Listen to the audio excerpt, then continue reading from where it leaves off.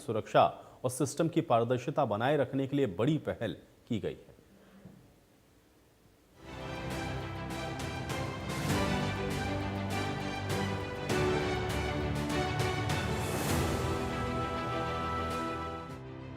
हरियाणा की नायब सरकार ने एक बार फिर हरियाणा के लोगों के जनजीवन को आसान बनाने के लिए अहम फैसले लिए हैं।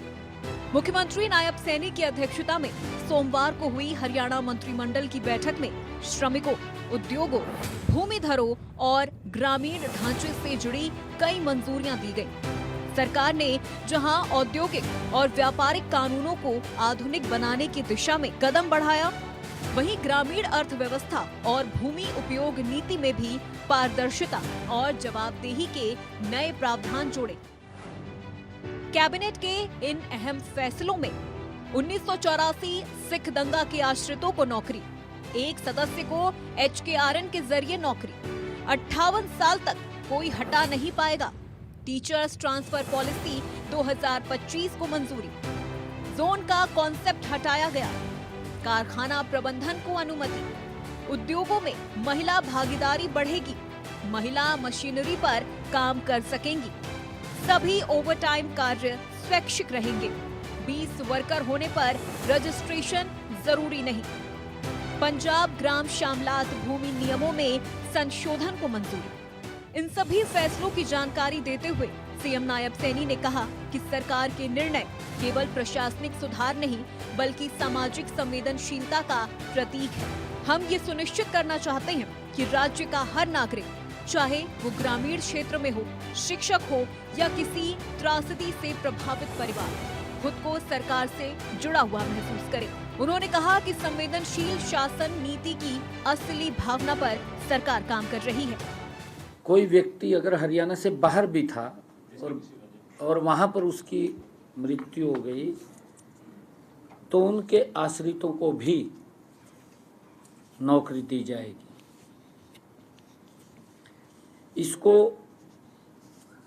जो हमने कहा है कि HKRN के माध्यम से उनको 58 वर्ष तक कोई नहीं हटा पाएगा। आज की हमारी मंत्रिमंडल की बैठक में ये सर्वसम्मति से निर्णय लिया गया है। आज की कैबिनेट की बैठक में जो टीचर्स ट्रांसफर पॉलिसी 2025 को भी मंजूरी दी गई है, जिसके तहत पॉलिसी का सरलीकरण भी किया गया है। नई पॉलिसी के तहत जोनिंग का कंसेप्ट हटा दिया गया है। पहले जोन थे, वो जोन का कंसेप्ट वो हटा दिया गया है, जिससे शिक्षक सीधे ही कोई भी स्कूल चुन सकते हैं। और हमने आज की बैठक में हरियाणा मूल के जो युद्ध में जान गंवाने वाले शहीद सैनिकों के आश्रितों को अनुकंपा के आधार पर नियुक्ति के लिए हरियाणा सरकार की नीति में छूट प्रदान की गई है।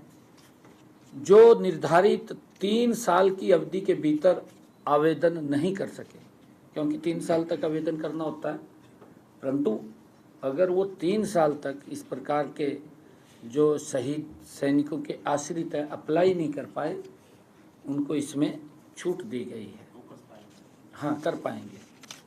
इस फैसले से आज 2 आश्रितों को अनुकंपा के आधार पर नियुक्ति की मंजूरी दी गई है।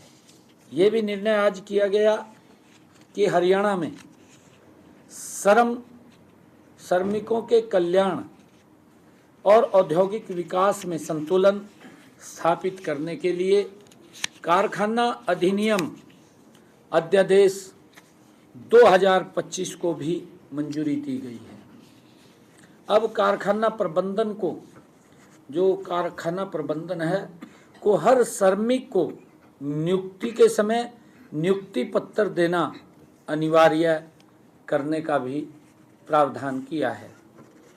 उद्योगों में महिलाओं की भागीदारी बढ़ाने के लिए भी प्रावधान किया गया है।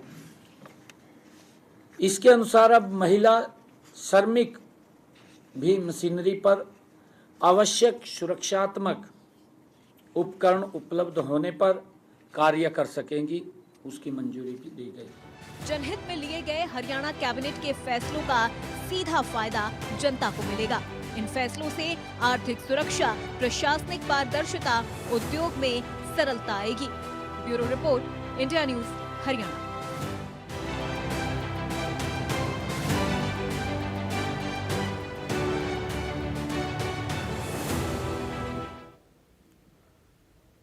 चलिए इसी के साथ हरियाणा डायरी में मेरे साथ फिलहाल इतना ही।